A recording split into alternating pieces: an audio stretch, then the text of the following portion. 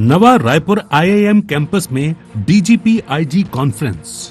गृह मंत्री अमित शाह ने किया उद्घाटन। एनएसए अजित डोभाल सहित 500 अधिकारी मौजूद। डीजीपी आईजी कॉन्फ्रेंस में 6 सेशन में होंगे 36 प्रेजेंटेशन। हर राज्य का क्राइम ग्राफ और पैटर्न होगा पेश। हर राज्य को मिलेगा 1 घंटे का समय। नेशनल क्राइम स्ट्रेटेजी पर भी होगी चर्चा। सभी राज्यों के डीजीपी की होगी संयुक्त चर्चा। पीएम मोदी, अमित शाह, एनएसए डोभाल देंगे सुझाव। मॉडल स्टेट का किया जाएगा चयन। 3 दिवसीय डीजीपी आईजी कॉन्फ्रेंस में कुल 6 सेशन होंगे, जिसमें देश भर के 36 डीजीपी प्रेजेंटेशन देंगे। अपने अपने राज्यों के क्राइम ग्राफ, क्राइम पैटर्न और उसके समाधान पर रिपोर्ट पेश करेंगे। हर राज्य को प्रेजेंटेशन के लिए 1 घंटे का समय दिया गया है। इन सभी प्रेजेंटेशन के आधार पर कॉमन क्राइम पैटर्न तैयार होगा और आगे की नीति इसी पर निर्भर करेगी। इसके बाद सभी राज्यों के डीजीपी संयुक्त चर्चा कर नेशनल क्राइम स्ट्रेटेजी बनाएंगे, जिसमें पीएम मोदी, गृह मंत्री अमित शाह, एनएसए डोभाल, इंटेलिजेंस और रॉ चीफ भी अपने सुझाव देंगे। इन्हीं तर्कों के आधार पर मॉडल नीति तैयार होगी और देश का मॉडल स्टेट चुना जाएगा। इस तरह के आयोजन कहीं न कहीं राज्य के बढ़ते हुए विकास को दिखाता है कि इतने बड़े कॉन्फ्रेंस को एक राज्य होस्ट कर रहा है, तो कहीं न कहीं 25वां साल है इस राज्य के स्थापना दिवस पे और उसके समय ये सब चीज़ें हो रही हैं। तो माननीय अटल जी ने जो छत्तीसगढ़ के निर्माण में काम किया, अब उसके विकास में माननीय नरेंद्र मोदी जी का पूरा योगदान मिल रहा है। तो हम लोगों ने कहा था ना, हमने ही बनाया है और हम ही संवारेंगे, तो बनाने के बाद अब संवारने का काम चाहिए। इसी बीच डीजीपी आईजी कॉन्फ्रेंस पर राजनीति भी गर्मा गई है। कांग्रेस लगातार आरोप लगा रही है कि प्रदेश में कानून व्यवस्था की स्थिति बिगड़ी हुई है। कांग्रेस प्रदेश अध्यक्ष दीपक बैज का कहना है कि प्रदेश सरकार स्थायी डीजीपी तक नियुक्त नहीं कर पा रही है। अपराध को लेकर यूपी और बिहार से मुकाबला हो रहा है। पीएम मोदी को छत्तीसगढ़ में बढ़ते अपराध पर भी चर्चा करनी चाहिए। पूरे देश के डीजी और आईजी कॉन्फ्रेंस छत्तीसगढ़ में आयोजित की गई। कॉन्फ्रेंस में सम्मिलित होने देश के प्रधानमंत्री, गृह मंत्री आ रहे हैं और इस कॉन्फ्रेंस में शामिल होंगे। अभी तक छत्तीसगढ़ में स्थायी रूप से सरकार डीजीपी नियुक्त नहीं कर पाई है। छत्तीसगढ़ खुद एक ऐसा राज्य है जहां पे अपराध के मामले में यूपी और बिहार की कंपटीशन कर रहा है। प्रधानमंत्री जी को छत्तीसगढ़ के बिगड़ते कानून व्यवस्था का भी समीक्षा कर लेना चाहिए। नवा रायपुर में हो रही ये high profile DGP IG conference सिर्फ औपचारिक बैठक नहीं, बल्कि देश की आंतरिक सुरक्षा रणनीति तय करने वाला बड़ा मंच साबित हो रही है, जहां एक ओर शीर्ष अधिकारी अगले सालों के लिए नेशनल क्राइम स्ट्रेटेजी का खाका तैयार कर रहे हैं, वहीं दूसरी ओर राजनीतिक दल इसे अपने अपने नजरिए से देख रहे हैं। लेकिन इन सब के बीच सबसे अहम है देश भर की पुलिसिंग को एक कॉमन विजन देना, जिससे आम लोगों की सुरक्षा व्यवस्था और मजबूत हो सके। अब सभी की निगाहें इस बात पर टिकी हैं कि 3 दिनों की इस मैराथन मंथन के बाद कौन सा राज्य मॉडल स्टेट चुना जाएगा और देश की नई सुरक्षा नीति कैसी दिशा तय करेगी। Bureau report, IND 24।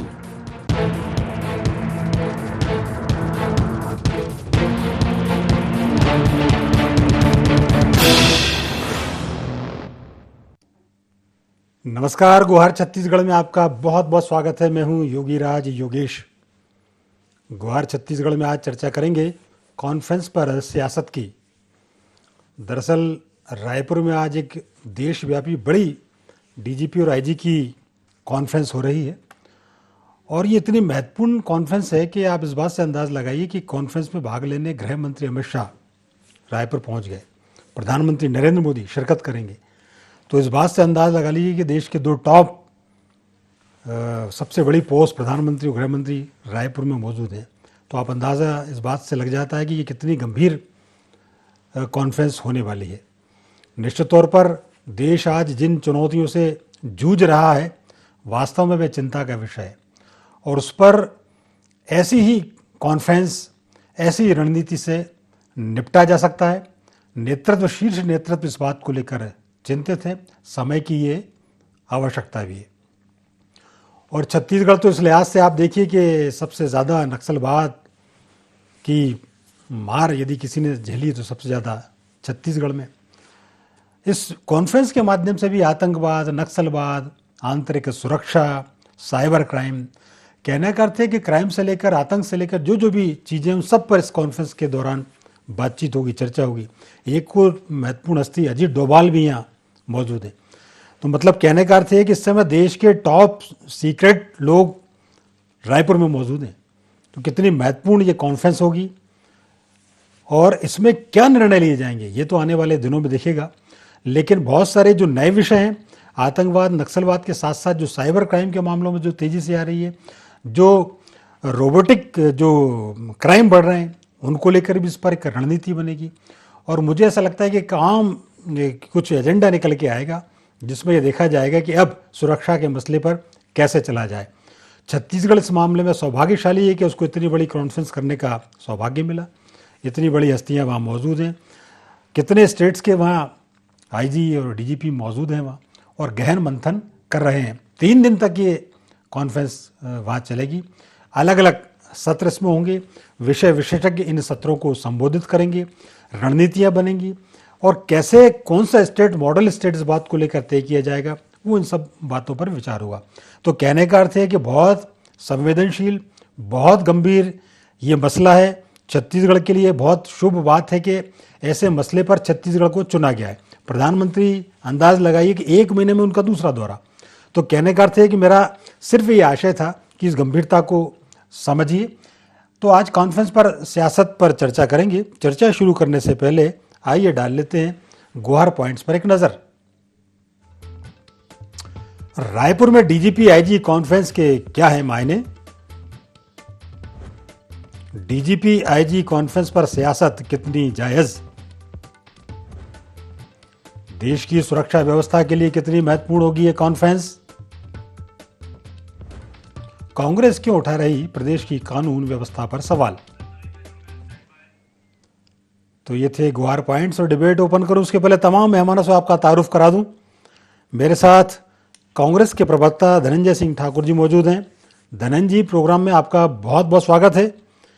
बीजेपी के प्रवक्ता निशिकांत पांडे जी हमारे साथ हैं। निशिकांत जी, प्रोग्राम में आपका भी बहुत बहुत स्वागत है। और वरिष्ठ पत्रकार मनीष बोरा जी हमारे साथ हैं। मनीष जी, प्रोग्राम में आपका भी बहुत बहुत स्वागत है। जी नमस्कार। शुरुआत निशिकांत जी आपसे।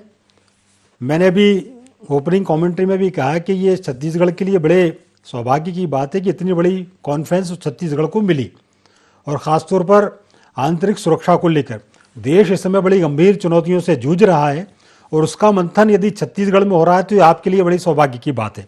एक तो मैं आपसे जानना चाह रहा हूँ इस कॉन्फ्रेंस की गंभीरता, दूसरा 3 दिन का ये सत्र है, प्रधानमंत्री, गृह मंत्री और अजीत डोभाल जी जैसी वहाँ हस्तियाँ मौजूद हैं, तो वहाँ क्या होने वाला है? इस कॉन्फ्रेंस को लेकर आप क्या सोचते हैं और क्या इसमें से पूरा एक मंथन का यदि आपके पास कुछ निचोड़ है तो जरूर शेयर कीजिए।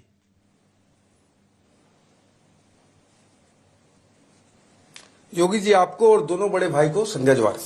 जय जवाहर। बिल्कुल आपने सही कहा, बहुत सौभाग्य का विषय है और बहुत गंभीर विषय है। जिस प्रकार से वैश्विक परिस्थिति बदल रही है तो क्राइम के भी रूप बदल रहे हैं। जिस प्रकार से साइबर क्राइम को अगर आप देखेंगे तो हर क्षेत्र में और हर राज्य में भी आपको ये देखने को मिलेगा कि इस साइबर क्राइम का क्या स्थिति है। नक्सलवाद हो, आतंकवाद हो या ऐसे अपराधी जो आतन अपराधी हैं, तो क्या होता है कि एक राज्य का अपराधी दूसरे राज्य में अपने बचाव के लिए छिप जाता है। तो आपसी कोऑर्डिनेशन के लिए, प्रदेश की और देश की रक्षा सुरक्षा के लिए बड़ा ही गंभीर और महत्वपूर्ण ये कार्यशाला है समझ लीजिए, जिसमें सभी राज्यों के डीजी, आईजी, एनएसए प्रमुख अजीत डोभाल जी है, बाकी सभी सुरक्षा प्रमुख भी यहाँ उपस्थित हैं। तो इतनी गंभीर विषय है कि coordination, proper coordination, joint effort के साथ देश के हर नागरिकों की रक्षा सुरक्षा के लिए प्रतिबद्धता के साथ एक दूसरे के साथ कंधे मिला के काम करने के लिए गुड पुलिसिंग की तरफ देश आगे बढ़े और इनपुट जो जानकारी एक दूसरे प्रदेश के लिए मिलती है उस पर त्वरित कार्रवाई हो। और जिस प्रदेश में, जैसे जामताड़ा एक जगह है झारखंड में, वहां पे साइबर क्राइम का फ्रॉड का बहुत बड़ा एक सिंडिकेट चला था। झारखंड पुलिस ने उस पर बहुत दिनों से काम किया और बहुत सफलता मिली। तो किस क्राइम में किस स्टेट ने कितनी अच्छा काम किया, उसको अपने यहाँ कैसे अडॉप्ट करना है, किस प्रयास से किस कोऑर्डिनेशन से चलाना है, बहुत महत्वपूर्ण ये 3 दिन का आपको ये मिलेगा और जिससे बहुत ही ऊर्जा भी मिलेगी। और स्वयं प्रधानमंत्री जी हैं, गृह मंत्री जी हैं, तो ये एक नेक्स्ट लेवल पे इंडिया की रक्षा सुरक्षा को ले जाने का एक रोड मैप तैयार होकर आपके समक्ष आएगा। उम्मीद कर निशिकांत जी, क्या ये कॉन्फ्रेंस से ये उम्मीद अपन कर सकते हैं कि कोई ऐसा एक की पॉइंट मिले देश को कि जो जिस तरीके की जो आतंकवाद, नक्सलवाद और आंतरिक सुरक्षा को लेकर जो लगातार जो चुनौतियां पेश हो रही हैं, उसको लेकर कोई एक कॉमन सूत्र मिले या कुछ एक कॉमन रणनीति बने शायद इस कॉन्फ्रेंस में? बिल्कुल बिल्कुल तय बात है। डेफिनेटली ये चीज होगा ही होगा और आप सभी के समक्ष पूरे चीजों को, रोड मैप, ब्लूप्रिंट और इससे क्या निकल के आया, पूरे देश के समक्ष स्वयं रखा जाएगा।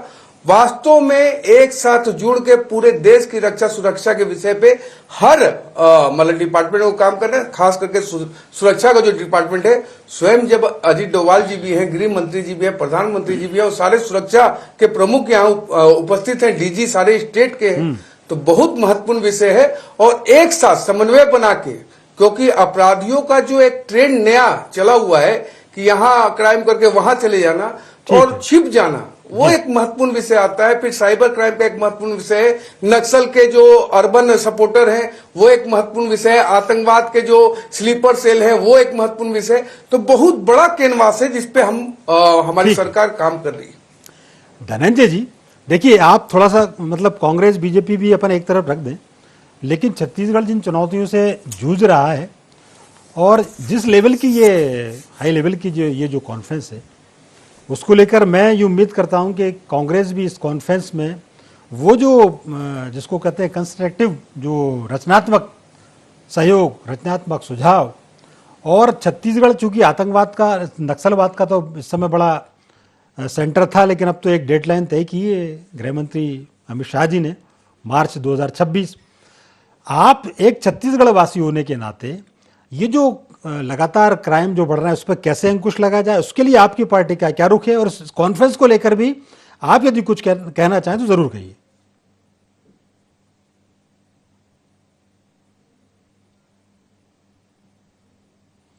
देखिए योगीराज जी, ये डीजी कॉन्फ्रेंस की जो सिस्टम चालू हुआ है तो 1950 से स्टार्ट हुआ है। जब भारत के संविधान का स्ट्रक्चर तैयार हुआ, देश को समर्पित हुआ, तो 1950 से जब उस समय तत्कालीन जो गृह मंत्री थे सरदार वल्लभ भाई पटेल, उन्होंने इस डिजाइन को तैयार किया और साल में 2 बार ये डीजी कॉन्फ्रेंस होता था और दिल्ली के विज्ञान भवन में, और 1973 के बाद ये साल में 1 बार होने लग गया और हमेशा से दिल्ली के विज्ञान भवन में होते रहा है। अब चूंकि मोदी सरकार है, इनको तो काम कम इवेंट ज्यादा करना होता है, तो ये 2014 से ये राज्यों में करने चले गए डीजी कॉन्फ्रेंस। अभी कभी इस राज्य में, कभी उस राज्य में, और पूरे प्रदेश जो प्रदेश है उनके डीजी को वहां बुलाकर कॉन्फ्रेंस करते हैं, सलाह लेते आ रहे हैं। सवाल ये उठता है कि 2014 के बाद से आप डीजी कॉन्फ्रेंस किसी भी राज्य में कर रहे हैं, आपकी जैसी सोच जैसी आप करना कर रहे हैं, उसके परिणाम क्या हुए? इस देश में कोई ऐसा राज्य नहीं बचा है जहां जातिगत उन्माद ना हो, जहां हिंसा ना हो, जहां तस्करी नशीली वस्तुओं के ना हुआ हो, जहां आतंकवादी घटनाएं ना घट रही हो, महिलाओं की सुरक्षा जहां पर सुनिश्चित नहीं हो पाया हो, रेप की घटनाएं हो, मॉब लिंचिंग घटनाएं हो, या जो ठगी का मसला हो। हर प्रदेश, देश का हर प्रदेश इससे त्रस्त और परेशान है, हर नागरिक इससे परेशान है, चाहे दिल्ली का हो, राजस्थान का हो, उत्तर प्रदेश का हो, चाहे छत्तीसगढ़ का हो। तो इसके परिणाम क्या निकाले? आप 14 से आप समीक्षा कर रहे हैं, और जब किसी को आप 14 से लेकर अब तक जब मॉडल स्टेट कोई राज्य को बनाए हैं, तो उस राज्य में ऐसा आपको क्या दिखा कि उसके देश के बाकी राज्यों में उसको स्थापित करने की आपने बात कहा। 14 के बाद आपने 10 राज्यों को मॉडल स्टेट बनाया। उन मॉडल स्टेटों की क्या स्थिति है? भाई आपने हर बार डीजी कॉन्फ्रेंस में एक मॉडल स्टेट तय किया, और 14 के बाद 25 मतलब 11 साल हो गया है, 11वां डीजी कॉन्फ्रेंस है ये। तो इनमें जो अभी तो खैर 11वां बनने जाएगा मॉडल स्टेट, इन 10 मॉडल स्टेट जिसको प्रधानमंत्री जी ने तय किया, उन मॉडल स्टेटों की क्या स्थिति है? क्या वहां क्राइम में कुछ कंट्रोल हुआ? क्या उस मॉडल स्टेट के मॉडल को अपनाकर क्या अन्य राज्यों में क्राइम कंट्रोल हुआ, या सिर्फ ये डीजी कॉन्फ्रेंस सिर्फ इवेंट बनकर रह गया, खाना पूर्ति बनकर रह गया? ये बहुत सारे सवाल उठ रहे हैं कुछ देश में जिस प्रकार से हालात उत्पन्न हुए हैं। और छत्तीसगढ़ में 21 महीने से भारतीय जनता पार्टी की सरकार है। देश के गृह मंत्री और राज्य के गृह मंत्री छत्तीसगढ़ में कानून व्यवस्था को सतत निगरानी कर रहे हैं, चाहे नक्सल मामले हो या अन्य मामले में। उसके बाद भी आप देखेंगे छत्तीसगढ़ में रोज 9 से अधिक महिलाओं की बलात्कार हो रही है, रोज 24 से अधिक चोरियां हो रही है, रोज यहां पर अपहरण की घटनाएं हो रही है, और चाकूबाजी, गैंग रेप, हत्या, लूटपाट, डिजिटल अरेस्टिंग। कल ही तो एक पुलिस के अधिकारी को भी डिजिटल अरेस्ट कर लिया गया।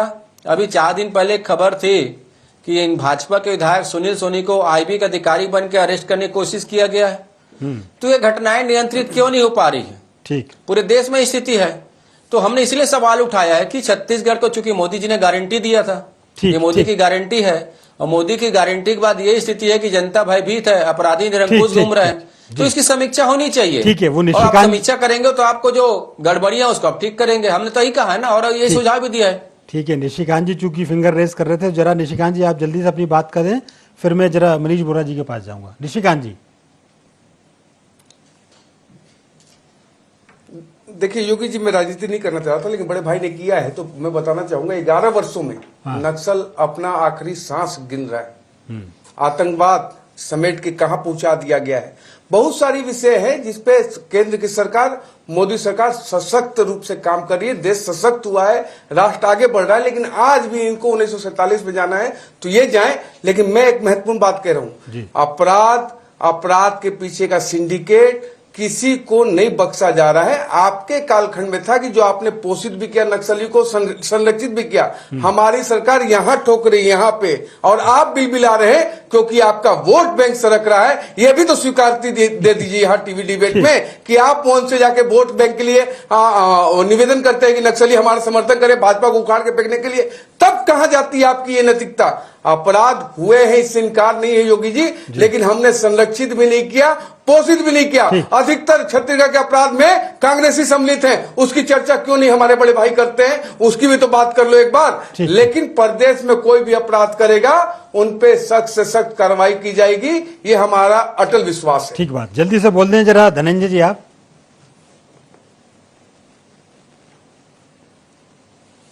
मैंने कहा ना कि 11 स्टेट को आपने 11 साल में, 10 साल में मॉडल स्टेट बनाया। उन मॉडल स्टेटों की क्या स्थिति है? जम्मू कश्मीर 370 किलोग्राम आरडीएक्स आते हैं और हमला हो जाता है, हमारे सैनिकों की शहादत हो जाती है। क्या इनका ये मॉडल स्टेट है? क्या इनकी सुरक्षा है? पठानकोट, उरी, पहलगाम और कितने नाम गिनाऊं मैं, जो नरेंद्र मोदी सरकार की असफलताओं का बयां करता है। और ऑपरेशन सिंधु जब हम चला रहे थे, हमारे जवान हमला कर रहे थे, तो मोदी सरकार तो घुटना टेक दी ट्रम्प के आगे। आप क्या आतंकवाद को प्रासंगिक बात करते हो? असल में क्या है, आप इतिहास में चले जा रहे हो। जरा मैं मनीष जी को एंटर कर लेता हूँ। राजनिर्माण होता है। निशिकांत जी मैं आपके पास आऊंगा, इसके पहले मनीष जी को एंटर कर लेता हूँ। मनीष जी 1 सेकंड दीजिए मुझे। अब आपको 1 सेकंड क्या, मैंने इतना समय दिया, लेकिन आप वहां चले गए सिंदूर फिंदूर। चलिए 1 सेकंड और ले लीजिए आप, जल्दी जल्दी से धनंजय जी। 10 सेकंड मनीष जी के पास चले जाइए, क्योंकि कांग्रेस जब बोलती है तो आप इधर उधर की बात लगती है। नहीं आप बोलिए, 10 सेकंड बोलिए, 10 सेकंड दिए, चलो आप बोलने कुछ नहीं है बड़े भाई के नहीं बोलिए धनंजय जी, 10 सेकंड आपको। मैंने आपको समय दिया, लेकिन आप क्या सिंदूर पे चले गए, आप पहलगाम चले गए, इसलिए मुझे बोलना पड़ा। आपने आरडीएक्स पे चले गए, उसके बाद क्या हुआ ये पता नहीं आपको पता पड़ा कि नहीं पड़ा? नहीं है अपने यहाँ ये जो इसका मसला नहीं है। पहलगाम हुआ तो सिंदूर भी हुआ ना। नहीं पालो, हमको तो कुछ पता नहीं, सब आपको ही पता है। नहीं आपको कुछ पता नहीं है। देखिए धनंजय जी, आप धनंजय जी 1 सेकंड। यदि किसी ने पहलगाम किया तो इस देश ने सिंदूर करके दिखाया। यदि किसी ने आरडीएक्स इकट्ठा किया तो उसको आग लगा दी। हमने आपको दिखता नहीं है क्या बात? मैं तो आपसे पहला कह रहा हूं।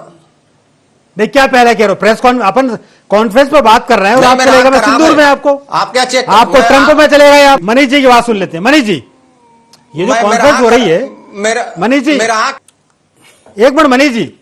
मनीष जी मैं जानना चाह रहा हूं, ये इतनी बड़ी कॉन्फ्रेंस छत्तीसगढ़ को मिली है और निश्चित तौर पर हम तो ये उम्मीद कर रहे हैं कि ये चाकूबाजी वाकूबाजी निश्चित तौर पर अपराध होते हैं, ये किसी भी प्रदेश में होने नहीं चाहिए। लेकिन ये जो एक गंभीर विषय जो जिस पर चिंतन छत्तीसगढ़ में होने जा रहा है, मतलब प्रधानमंत्री की मौजूदगी, गृह मंत्री की मौजूदगी, अजय डोभाल की मौजूदगी, तो मुझे ऐसा लगता है कि शायद देशव्यापी कोई एक रणनीति तैयार शायद छत्तीसगढ़ से हो। और इस कॉन्फ्रेंस की सिंसियरिटी पर भी आप कुछ अपना वक्तव्य दीजिए। देखिए, निश्चित रूप से एक बात तय है कि इतनी बड़ी कॉन्फ्रेंस का छत्तीसगढ़ में होना, और वो भी उस समय में जब छत्तीसगढ़ में नक्सलवाद का जो ताबूत है उसमें अंतिम कील ठोकने का प्रयास जो है वो किया जा रहा है, उस समय इस प्रकार की कॉन्फ्रेंस का होना निश्चित रूप से छत्तीसगढ़ को और छत्तीसगढ़ के महत्व को राष्ट्रीय स्तर पर प्रतिस्थापित करता है। उसके साथ साथ एक बात और है कि जब बात इस प्रकार निकल रही है, ये जो कॉन्फ्रेंस हो रही है, इसके क्या अर्थ निकलेंगे, क्या इससे नीचे निकलेगा। देखिए, जब मंथन होगा तो निश्चित रूप से उसमें से विष भी निकलेगा और अमृत भी निकलेगा। तो मुझे लगता है कि विष तो निकलेगा, उसको धारण करने के लिए कोई ना कोई जरूर रहेगा, लेकिन अमृत जो निकलेगा उसके लिए बड़ी लाइन लगती है, क्रेडिट लेने की बड़ी लाइन लगती है। जब हिडमा मारा जाता है तो क्रेडिट लेने की लाइन बड़ी लंबी लग जाती है। मुझे ये बात पे नहीं जाना है, लेकिन मैं ये कहूंगा कि इस प्रकार की जो कॉन्फ्रेंस हो रही है इसमें पूरे तमाम देश के जितने भी राज्य हैं वहां के पुलिस प्रमुख आ रहे हैं, उसके साथ साथ छत्तीसगढ़ में जो रा के चीफ, आईबी के चीफ, ये तमाम लोग जो आ रहे हैं।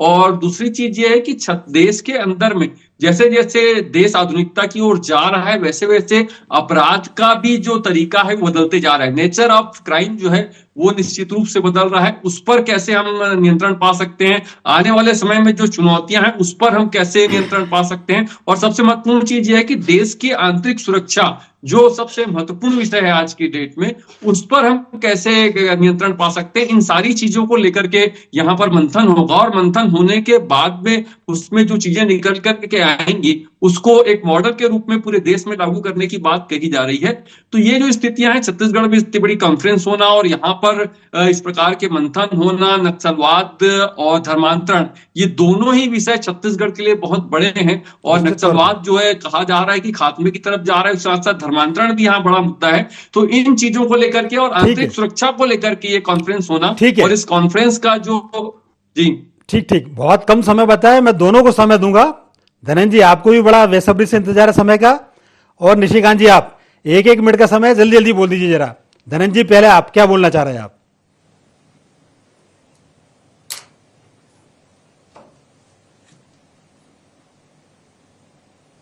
धनंजय की आवाज नहीं पहुंची मेरे ख्याल से। चलिए निशिकांत जी आप बोल दीजिए पहले। निशिकांत जी, क्लोजिंग रिमार्क।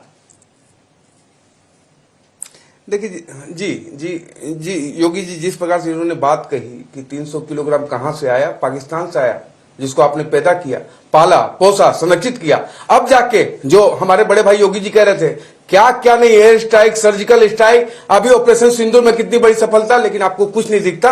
आपको सिर्फ हर चीज में द्वेषपूर्ण आपको राजनीति करनी है। लेकिन योगी जी, धर्मांतरण हो, नशा हो, साइबर क्राइम हो, बड़े अपराध हो, नक्सल के अर्बन समर्थक हो, आतंकवादियों के स्लीपर सेल हो, सभी पूरे देश के डीजी, आईजी और रक्षा प्रमुख, सुरक्षा प्रमुख मिलके इसको कोऑर्डिनेशन करके, ज्वाइंट कोऑर्डिनेशन, ज्वाइंट एफर्ट से एलिमिनेट करने की दिशा में आगे बढ़ेंगे, और इससे वास्तव में अमृत निकलेगा। ठीक बात। एक ये बड़ी महत्वपूर्ण कॉन्फ्रेंस छत्तीसगढ़ में हो रही है। मैंने तो धनंजय जी को भी टाइम दिया था, लेकिन शायद वो बोल नहीं पाए। लेकिन एक बात ये जरूर है, मैं ये मान के चलता हूं, मनीष जी आप तीनों इस बात से सहमत होंगे कि देश की चुनौतियों से निपटने के लिए एक कॉमन ऐसा कोई एक रणनीति, कोई की पॉइंट ऐसा निकलेगा जो देश के लिए रोल मॉडल होगा। फिलहाल यही उम्मीद करते हैं। वक्त अब इतना ही था, इस वार्ता को यही विराम देना पड़ेगा। धनंजय जी आपका, निशिकांत जी आपका, मनीष बोरा जी आपका बहुत बहुत धन्यवाद, शुक्रिया। तो गुहार छत्तीसगढ़ में फिलहाल इतना ही। आप हमारे साथ बने रहिए, जुड़े रहिए और देखते रहिए IND24। नमस्कार।